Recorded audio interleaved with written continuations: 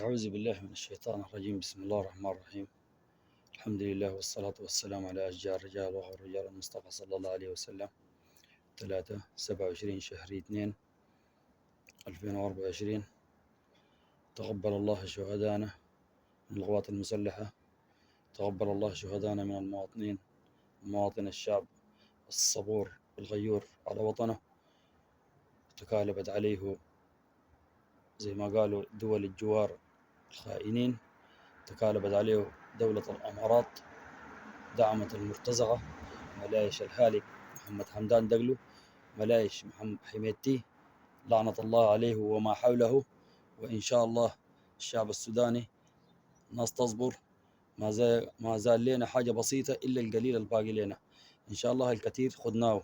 المعارك الشرسة ديك انتهينا منها، قفلنا لهم كل خطوط الإمداد.